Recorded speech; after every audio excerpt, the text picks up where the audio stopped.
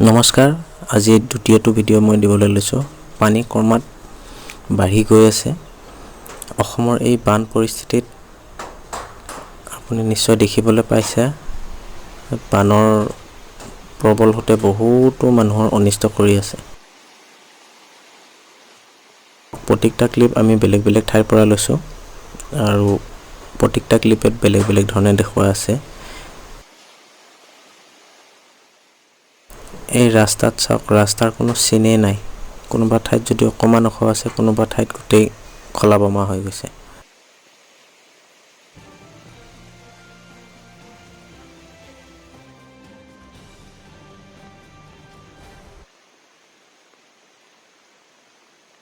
এই ঘৰটোলৈ নিশ্চয় মন কৰিছে আপুনি। ওলাবলৈ সোমাবলৈ কোনো এটা ৰাস্তা বা পদূলিৰ কোনো চিন চাপ নোহোৱা হৈ আছে। গোটেই পানীয়ে ভৰি পৰি আছে। এই খালী ঠাইবিলাক যে আপুনি পানীয়ে ভৰি থকা দেখি পাইছে, এইবিলাক সকলোবোৰ খেতি কৰা মাটি আৰু এই খেতিৰ মাটিবিলাক পানীৰে একদম পৰিপূৰ্ণ হৈ আছে। আৰু যিফালে পানীৰ সোঁত বৈছে সেইফালে নিশ্চয় কিবা নহয় কিবা এটা অনিষ্ট কৰিছেই। কাৰোবাৰ বাৰীৰ ফালে সোমাইছে যদি ভাঙি লৈ ওলাইছেগৈ, কাৰোবাৰ পুখুৰীত সোমাইছে যদি পুখুৰীৰ পাৰ ভাঙিছে। ৰাস্তা ঘাট পদূলি একো বাকী ৰখা নাই। এইবাৰ এই বিধ্বংসী পানীয়ে বহুত অন্যায় কৰি আছে মানুহক। চ'ত মাহৰ পৰাই বৰষুণ আৰম্ভ কৰিছিলে। বহুতে অনুমান কৰি ভাবিছিলে যে এই জেঠ আহাৰৰ দিনকেইটাত অকণমান পানী কমিব চাগে। এতিয়া পানীৰ খুব অকণমান বেছিহে হৈছে আগৰ তুলনাত। এইবিলাক চাওক, ঘৰবিলাক গোটেই পানীত ডুবি আছে।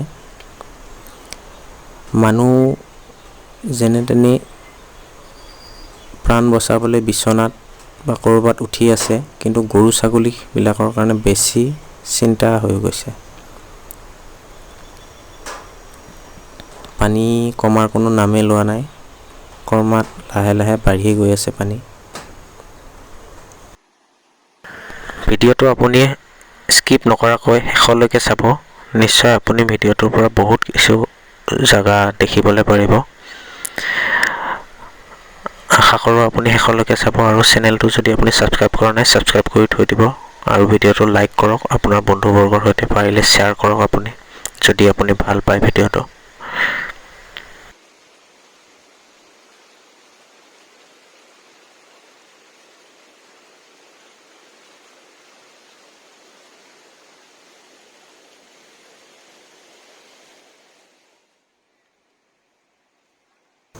পানী অকল আমাৰ কলাগাঁও অঞ্চলতেই বুলি নহয়, নলবাৰী, তাৰপিছত ধেমাজি, গুৱাহাটী বুৰ গৈ আছে আৰু বহুতো অনিষ্ট কৰিছে পানীয়ে। কালভাৰবিলাকো কিছুমান ডবি গৈছে, ৰাস্তা খহি গৈছে, মথালিবিলাক ছিগি ভাগি গোটেই টুকুৰা টুকুৰি কৰি পেলাইছে। এই পানীয়ে নিশ্চয় আপোনালোকে পানীৰ ৰূপ দেখি গম পাইছে যে ই এটা বিধ্বংসী ৰূপ পানী আৰম্ভ হৈছে। এইবিলাক পুল ফাটি তললৈ ডবি গৈছে।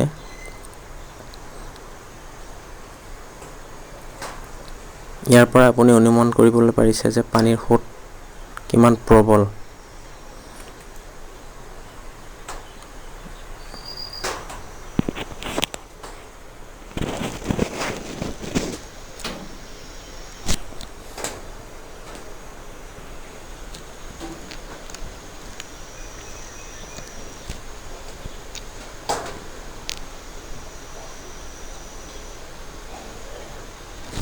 মই সৰু সৰু বহুতকেইটা ক্লিপ জইন কৰিছোঁ এই ভিডিঅ'টোত। বহুতকেইটা জাগাৰ ভিডিঅ' আছে ইয়াতে, আমাৰ এই অঞ্চলৰে।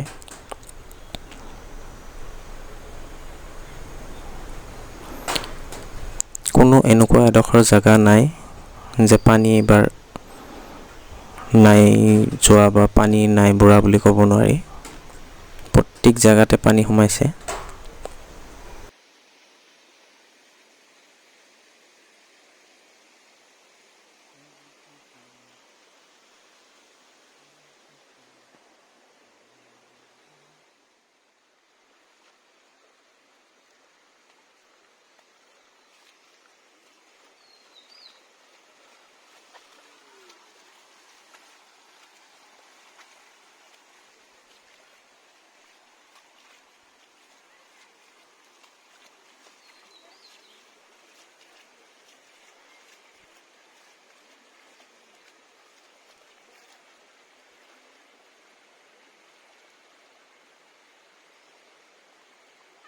চাওক পানী চোতালৰ ফালৰ পৰা কেনেকৈ আহিছে, যেন নদী বৈ অহা লেখীয়াকৈ।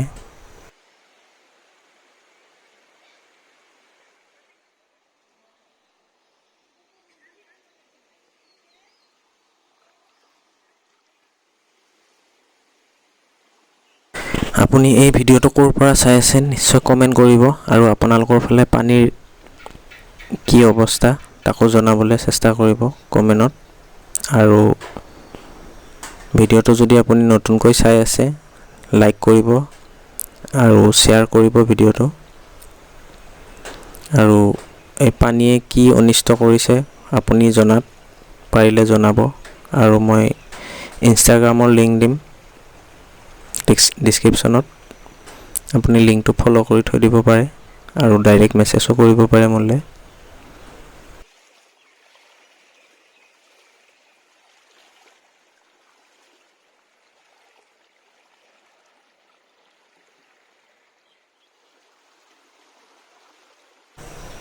চোতালত চাওক এক আঁঠু পানী।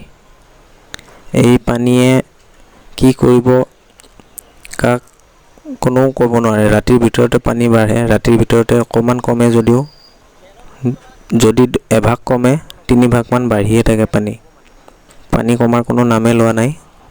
কিছুমানে পানীৰ ভোৰ চলাই আছে এইবিলাক।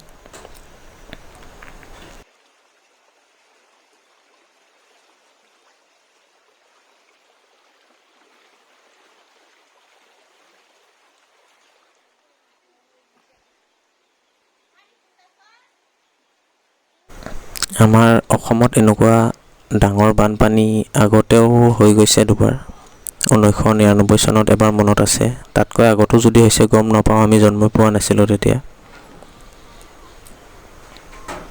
আৰু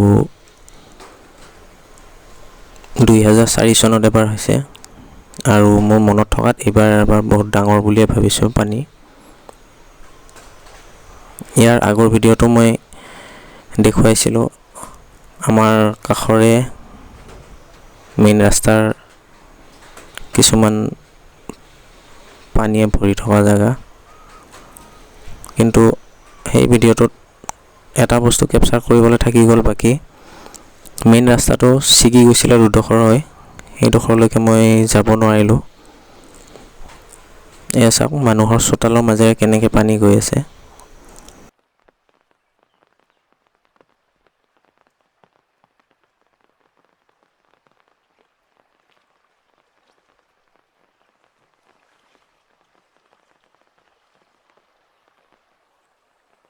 মানুহৰ যেন তেন, কিন্তু গৰু ছাগলীবিলাকলৈ অলপ বেছি চিন্তা, কাৰণ সিহঁতৰ খাদ্যটো মাটিতেই থাকে। মাটি যদি পানীয়ে ভৰি থাকে আৰু খাবলৈ দিবলৈ হয়তো খেৰ লাগে, কিছুমান মানুহৰ ঘৰত খেৰো নাথাকেগৈ, খেৰ শেষ হৈ যায়।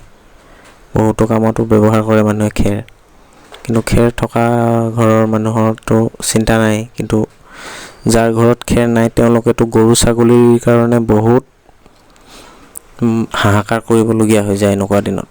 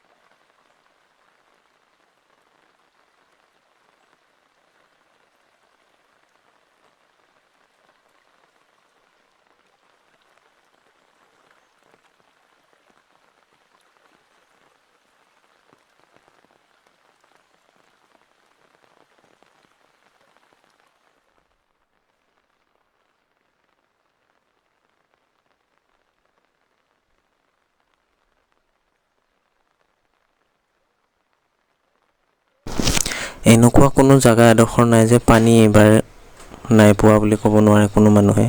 বহুতো পুখুৰী বুৰি গৈছে, বহুতো মাছ মেলিছিলে, বহুতে মাছবিলাকো গুচি গৈছে। এবাৰ পানীয়ে মানুহক বহুত অপকাৰ কৰিছে